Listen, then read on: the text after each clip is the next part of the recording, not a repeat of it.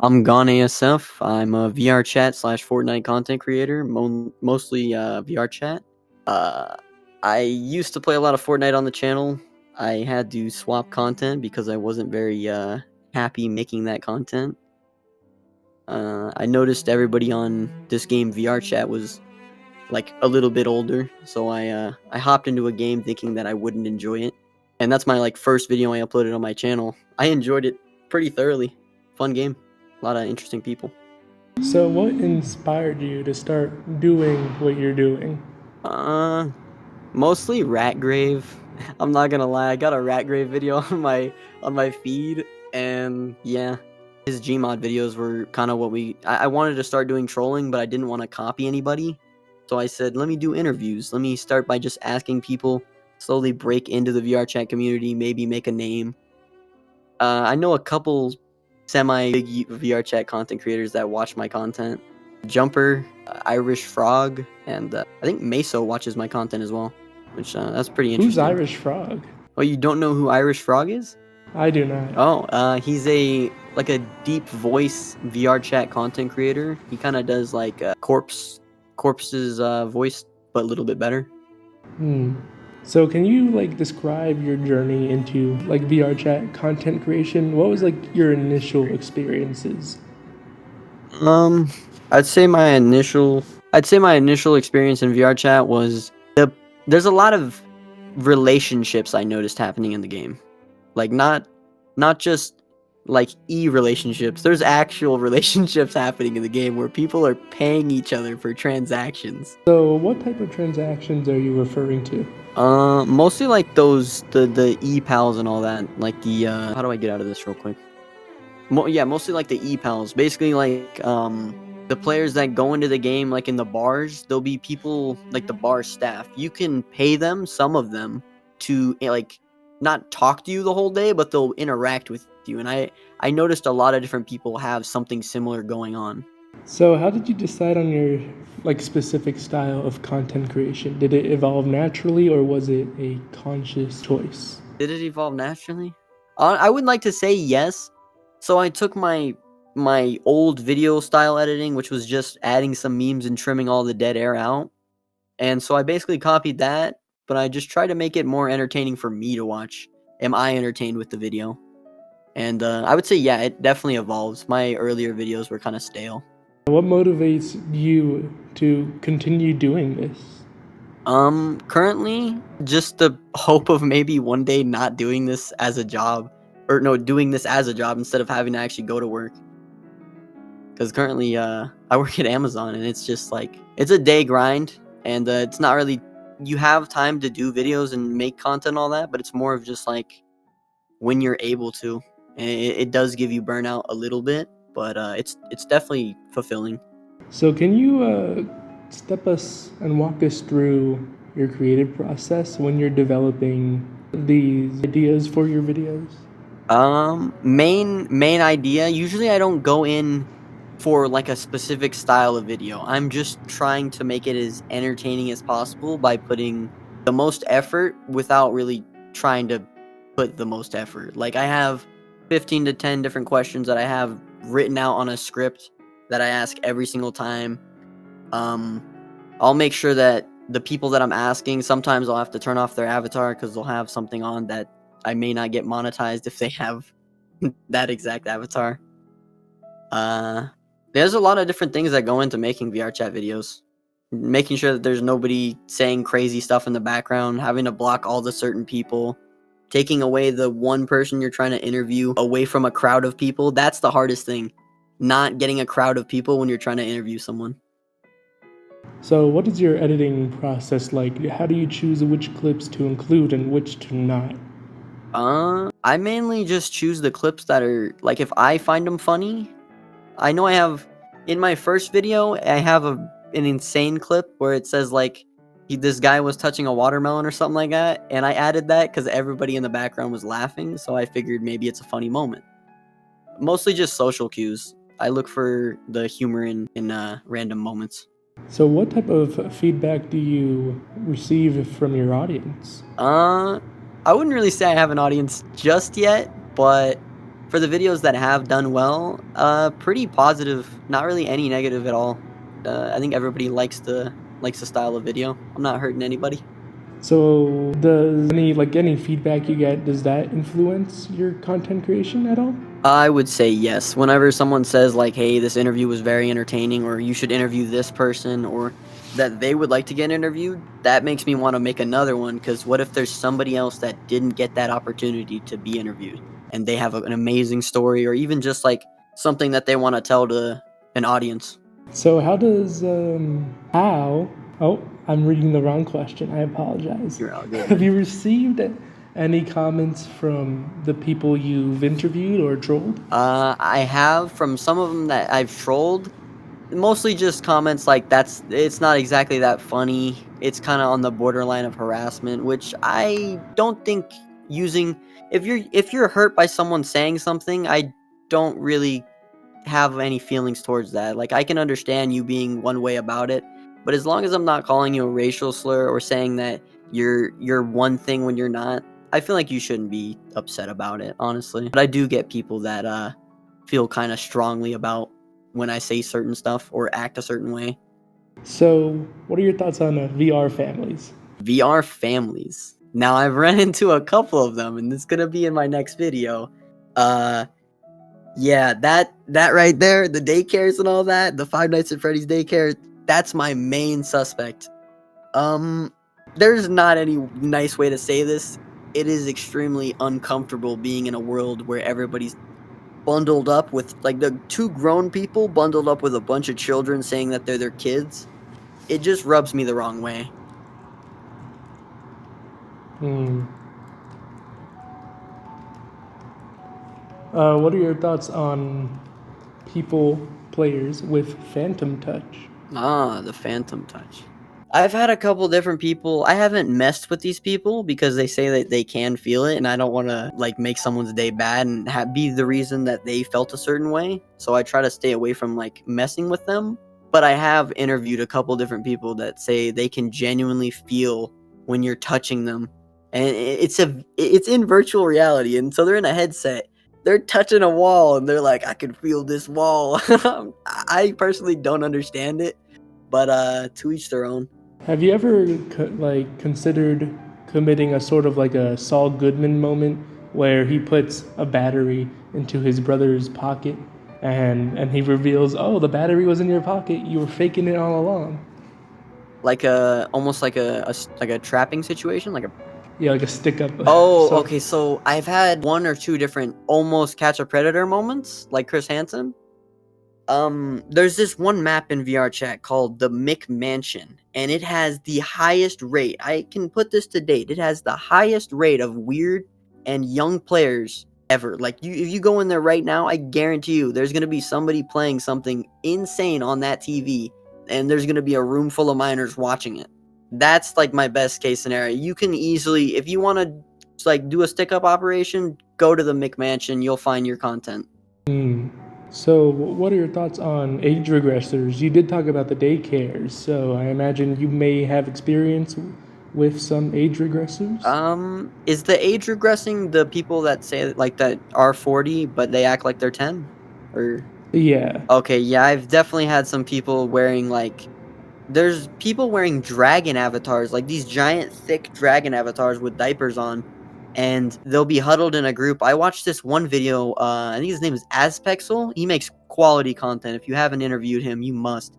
But yeah, he has his videos are probably the best description of that. He does in-depth detail of these players just doing some very odd stuff with minors.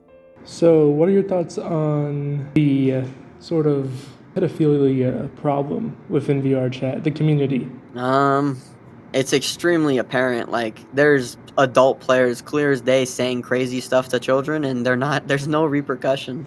I don't like it at all. I think that there should be a moderation Hmm. system of some sort. Maybe even like an admin in every lobby. I know that sounds like much to say, and apparently, I'm not gonna say this because I don't want to be put on blast. But from the bigger VR chat YouTubers, I've heard them say that some of the admins and the staff over at VR chat may or may not be a little bit odd themselves. And I don't want to get quoted, but I think it was Ergblaw that said I that. did hear something as well. I heard something from a few other sources as well. Yeah, it's disappointing, is all I'll say. So do you think VRChat should have some sort of age limit, make it 18 plus? Maybe not an. Oh, I could see an 18 plus, but make it so that you can actually like an ID system where you have to take a picture of your ID, have to send it in. It takes a week or two to be like looked at. I think then you should be allowed to do 18 plus. I don't think there should be children roaming around in bars with full grown men. So what has been the most memorable experience you've had while creating this content? Most memorable experience I've had while creating this type of content, huh? I would say my second video I ever made is probably my happiest video that I made in VRChat. Is this one where this guy's wearing a Coca-Cola Master Chief outfit, and I'm just asking him the realest questions, and he's giving me the realest answers back. I think that's the reason why that video did so well, is just because two people being real, asking questions, getting an honest interview, and then just dapping each other up and going their separate ways. So how would you define the success? What do you think is the most successful video? Is it the answers? Are the answers, do they need to be good enough? Or is it the personality of the person overall? What is it? I truly believe the answers are honestly, they're 1% of the interview. The questions and whether or not the person's able to, I think it's the person. It genuinely is the person you are interviewing, if whether or not they are able to answer clear and concisely, able to have a personality while also giving you answers back, tell you exactly what they mean by the answers. I just love somebody that's well spoken while I'm interviewing them. I feel like that makes a good interview. Someone that can carry it without almost carrying the interview without having the interviewer do much. So what are some of the challenges you may have faced as a VRChat content creator? Mostly just being a grown man making content with, I would like to say, mostly minors, because the VRChat community it's a lot of kids. Honestly, in my full opinion, I have no problem making VRChat content. I'm really happy about the growth, and I'm gonna continue doing what I'm doing. But if anybody has any problems with me making VRChat content, honestly, just drop it in the comments below. Let me know why and how. So what are your future goals for the channel? Just to keep posting one video every single week. Maybe start doing two. Maybe start. I'm gonna be hiring an editor at 5,000 subs, so that I can not really have to edit as much and just make the content. I think that's really gonna make my content stick out, is when I have somebody else making my personality shine. So are there any new content ideas or projects you're excited to explore? Anything you can reveal right now? Any future projects? I'd like to say we have almost a sort of a sting operation type video coming up. We have another interview with a bunch of the VRChat furries. We have an interview in the works with. I am gonna attempt to hit up Meso Mayo. I want to get a trolling video with him. Mason Koa as well. That guy's absolutely insane. Love his videos. Mostly just branch out. I want to start getting collabs in with these other VRChat content creators. That's my biggest goal for this year. Who was the last person you said? Masenko? I think is it Mason Cole? I think it's Masenko. Oh, it's Mason Cole. My bad. My bad, brother, if I pronunciated your name wrong. No hate. Love your channel. Yeah, some people call him Mason too. It's pretty funny. I'll just call him Mason from now on. I don't know him that well, so I wasn't trying to. So how do you see the future of VRChat content creation evolving? Is it going to evolve, or is it going to just become stagnant? I don't think it's going to get stagnant, because the players in the game will always provide a very dark and humorous content. Even if you took all the kids out the game, there's still the adults, and most of the content that you find in good VRChat videos is from the kids. But the ones where you have adults and all that, you might start getting more in-depth interviews. Like, if there's a bunch of adults in a room, you might start having fight videos, VRChat Fight Club, definitely more in-depth VRChat interviews. There's so many different things that could happen if there was actual moderation. The game would actually be, there's so many different options that you could go with. So recently I've sort of entered a different path when it comes to interviewing everyone that I am interviewing. I would like to take the path of mental health. How has VRChat affected your mental health, and what do you want to make people aware about mental health in the context of VRChat overall? In the light of mental health, definitely take care of your mental health. If you're unhappy in what you're doing day to day, maybe you should take a look at what you're doing that makes you unhappy. Me personally, I'm extremely happy in what I'm doing, but I understand that there are people out there that have mental health issues currently. And if you're feeling that way, honestly, just talk to somebody, man. Like if we have a Discord server here, chat. It's nice to like talk to people. If you need to go outside and like get some sunlight, talk to somebody. If you don't have family, there's always people in. I know it sounds a little bit odd to say, but there are normal people in VR chat that you can have conversations with. I've had lots of them. A lot of different young people and old people that you can have convos with that will talk about those types of things. So, if you could give like one piece of advice to anybody who wants to start creating content like yours or Miso Mayo's or Masenko's, the list could go on, what would it be? Don't give up. Even if you see 0 views, even if you see nobody's liking your video, even if you have no subs, don't give up. That's the one thing I'll give you. Even if your thumbnails, you think everything's bad on it, do not give up. Keep uploading. The consistency. If you just keep uploading, you will succeed. It's not even an and or but. You will. Upload 1 video a week, maybe 2 videos a week, or you could even upload daily. Just make sure that you're doing something. Your channel's never going to grow if you don't start putting in the effort to make it succeed. So, what do you think is the biggest misconception in creating content within VRChat? Um that it's easy. Some people say that it's really easy to just go in and make VR chat content. I've tried the trolling and I've tried the interviewing. Both of them have their downsides. See, I'll go into the cons of both of them first, and then I'll try to go into the pros. So for the cons of interviewing, trying to get someone that doesn't have 15 to 20 people all around them while you're interviewing, tempting to get them to have just be like verbal, speak to you while like be able to like you go back and forth. You ask them a question, they answer, then you wait a couple seconds, you ask another question. Also, how many times people randomly just like walk away from the interview when they realize that it's going to be on YouTube? I learned that I have to say if this video is going on YouTube at the very beginning of the interview because most people don't really want to be interviewed for a YouTube channel. And then the cons for what were the cons for the other one again?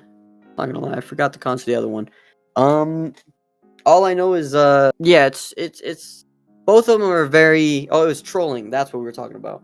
The cons for trolling is you cannot get a trolling video to go perfectly well the first time. I've attempted it so many different times. You go into the VR chat bar, the moment you start messing with someone, now because of all of the trollers, you instantly get kicked. And you can just keep going into worlds, but you will find the same result. You are going to get kicked instantly. Well, I guess I could talk about the pros of it as well. Alrighty, well, the pros of interviewing, it's always nice to talk to new people. When you get a good interview, the feeling afterward is very nice. Like the knowing you're gonna get views afterwards because the person you were talking to has so much to say, and it's not just words. It's actual. There's you can read into it and be like, oh, so that's his thoughts on it, and you get it. That's my favorite thing about good interviews. For trolling, when you do get a good troll and they laugh about it afterwards, that is also a very good feeling. And you know that the video is gonna do well, and nobody's gonna hate on it because afterwards the person was they were laughing about it. So, how do you stay current with trends and changes in the VRChat community and the VRChat trolling community? You know, some relationships may change, and suddenly you realize, oh, if I talk to this guy, talk about this guy, work with this guy, people are going to call me out for associating with this guy. Or vice versa, where it's like, oh, if I don't do this, people are going to call me this. Yeah, I had some experiences with that. It's not even that they have drama or anything in the VR chat community. It's just I'm not prevalent with trends and all that. I watch Ergblaw to keep up with any of the VR chat drama, so I knew about proximity chat and all that. But honestly, I just thought it was more for like I thought Proximity and Chat or Ergblaw were friends, so I thought they were doing it for like drama hype. I thought it was like a you say one thing on your channel and then Proximity says another, and then all of a sudden you have 200, 300 viewers in your chat wondering what's going on. That I thought that's what that was, but I think genuinely I don't know what was going on there. All I know is there is beef among some VRChat content creators, but I don't think it's anything that would stop me from being able to upload a video with another person. So, what is like your ultimate goal, your ultimate dream as a content creator? Just to make it, man. I want to be able to quit my job, bro. I want to be able to just like almost like the Adin Ross lifestyle. I want to be able to have a like not a Lamborghini, but I want to have a good life. Be able to make a name for myself. Mhm. Be one of those guys at Walmart that's like, "Oh, what do you do for a living?" I'm a YouTuber. Oh yeah, what type of content do you make? I play VR chat for a living. So, this is the end. Is there anything else you'd like to share with your audience or any potential viewers? I love my audience. Hope you guys all like this video and subscribe. Zonk's a really good guy. I could see his channel going extremely far in the future. I hope you have a good rest of your day. Thank you for this interview. Everybody watching, like and subscribe, man. This video, this interviewer, his style of interview, you know for a fact this man's gonna go far. I love you.